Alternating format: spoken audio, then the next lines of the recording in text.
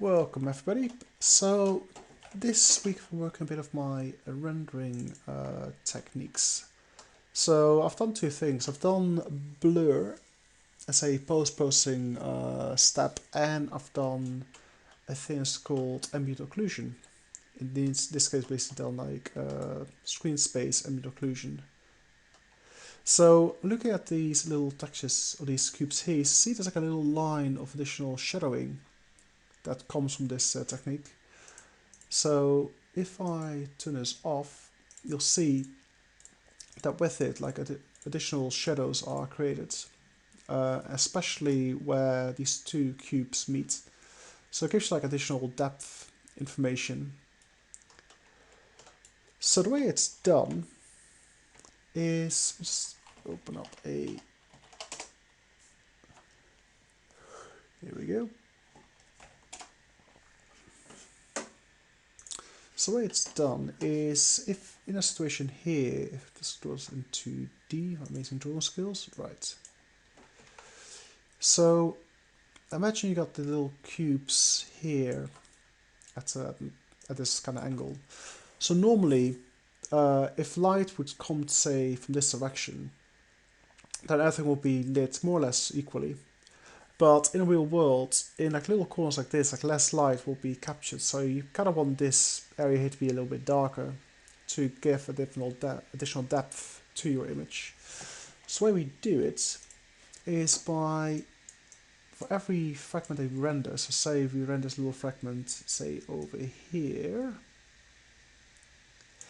we effectively take the normal of whatever surface that fragment is a part of. So in this case, it's here, so normal basically points upwards. It's going to be very cool for image. So the normal pointing upwards like here. We can define like a hemisphere that comprises points and points towards where the normal is pointing into. So then we sample like multiple arrows at different lengths and locations, and we kind of check what percentage of these arrows collides with the geometry and which ones don't. So because in this case we've got like 3 arrows that don't collide with anything and 2 that do, we say this point here is like 60% unoccluded or 40% occluded. So we should discount about 40% of all the ambient light that illuminates this particular fragment. So to do this in screen space, we first of all need to know the normal. And second of all, we need to know if we do sample different points, like which ones are basically behind any form of geometry in the level. So we need to know the normal in screen space per vertex, and second of all, we need to know where does this vertex lie, or vertex this fragment lie. So you also need to record the position in screen. And to do it all in screen space, to create 2 additional textures, one that contains the normal, and one that contains the position of this thing. So we create these different samples. And third of all, we need to know a depth texture. So what we do, we displace the position of this fragment relative to its normal, because that's how we define this semi-sphere here. And then point like in some direction that gives like a new point in the scene, and we compare that point to the depth texture that tells us if it's like in front or behind. If it's behind, we say, right, it's occluded by something in the scene. Although we need to be a little bit careful, because you can imagine if we've got a scene like I don't know, it's black. Here we go. So we've got like a little cube here, and then behind it, so right in front of it, we've got like a massive thing. But distance between this cube here, this thing here, could be like 10 meters. I don't want the points around here to be occluded just because this is like behind the depth texture, but it's so far behind that shouldn't matter. So we need to make sure in the fragment shader the two do take the distance into account to make sure we don't occlude what we shouldn't. So that's the general idea. So if we go back to the rendering here, I'll actually show you these textures. So this is the position texture. So it records the XYZ location of every point in the scene. Then the second is the normal. So these record like the normal textures of every point you can see.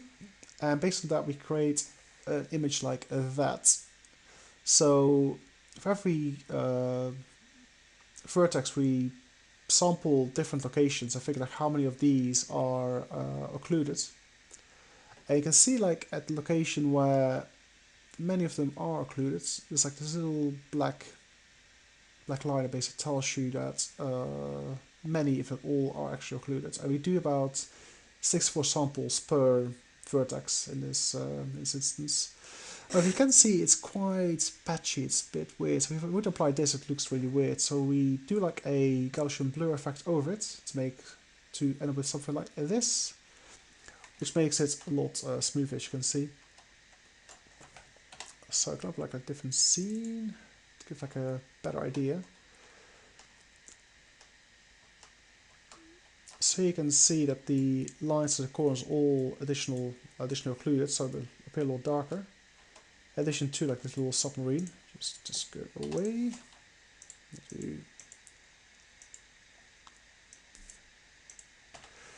Right, I'll just disable the normal rendering. So you see, like without it, the submarine looks everything looks very flat, but with it enabled, you'll see there's a lot more definition everywhere. So actually get like a sense of depth just by using these techniques without using any additional shadows. Because I only applied ambient lighting to this entire scene.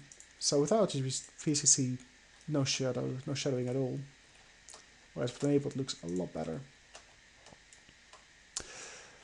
Right, so let's just close all this stuff down. So I found a website that people use in their papers to render different scenes. It'd be interesting to load one of them up. It does take a while, I do apologize. Load one of them up to actually see what it looks like a bigger scene with more additional elements in it. As for that looks like. So funny enough, this wavefront object file loader I've written must be 5-6 years ago, and it's absolutely terrible. So it takes a long time, but here we go. At a very weird angle. What that's all about.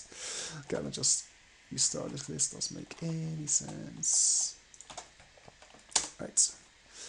Actually, to save you all the loading, I think. Is this the one? Here we go. Oh, this is one of the other ones, but that's cool. So this is like a big old level with like a lot more definition and stuff. So to make it a bit better, just do this. Running options, get rid of the normals. Okay, and not render all this stuff. And then let's change the texture to white. Actually, better see what's going on. Here we go. Right. So we got like a single light point here. So if we disable this, then you can clearly see the difference in the line's face by enabling ambient occlusion. It looks a lot more defined, a lot better. Same goes like the curtains as well. Oops. So you see a lot more shadowing in the different corners. That makes it look a lot better.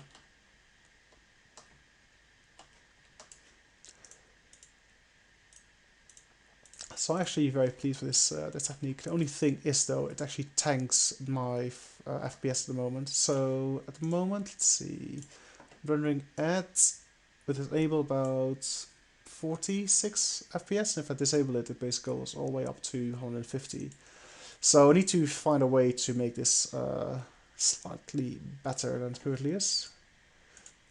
But I can show you the textures. So position, the normals, then the initial pass, and then the second pass with the blurring effect.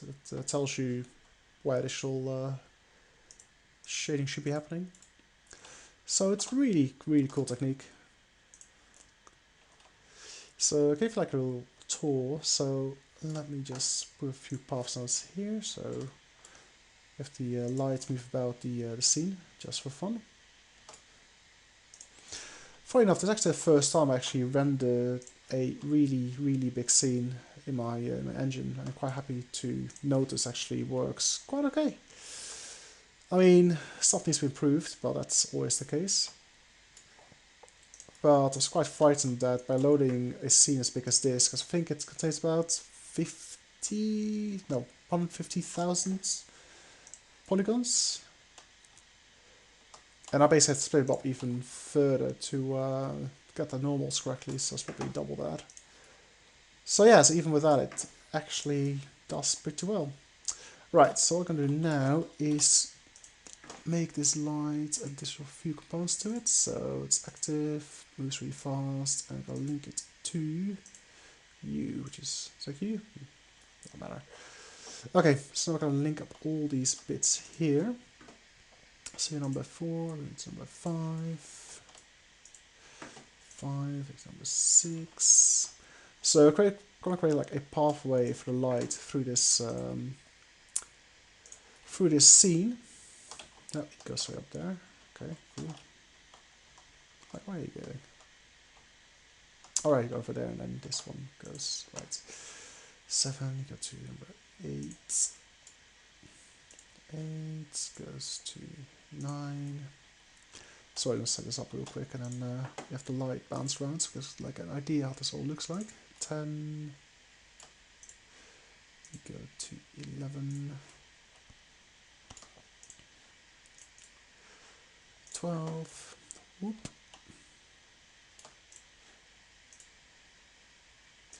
13. And you go back to the very beginning of the list, which is number 2. I have not linked these ones up yet, I don't think. First here is it is 2 to 3. You go to number 4. I think that's the last one we need to do. Or I linked this up already. Okay, good. Right, so what I'm going to do now is start the light. Right. So you should start at number 2. Go really fast. Excellent. So let's do it without the SSAO first to get an idea what that looks like.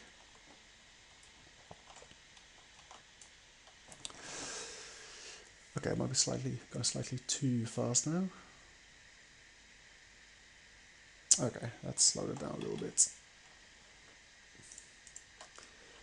Oops. Okay, that's slightly down, like whoop, like this. I have an idea what's actually going on. Yes, follow the lights. This up without the ambient occlusion enabled, so I guess it seems rather flat at the moment. Let's follow the ladder rounds. So with it enabled, it looks something like this, and a whole lot slower. So you can clearly see, like in the corners, there's a lot more light going on, and currents as well. So it's pretty nifty, I'd say. So then I also spoke to you guys about blur. So I got some blur, like bloom. So I got some bloom options enabled as well to make everything go crazy. So yeah, this is bloom-tastic.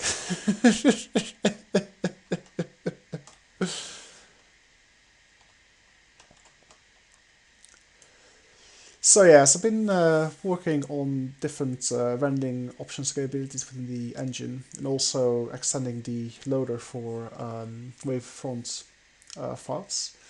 So I'm pretty pleased with the results. I mean, clearly it's to do quite a bit of work to make sure everything renders a bit faster than it currently does, because we're currently at 23 frames per second with bloom and ambient occlusion enabled.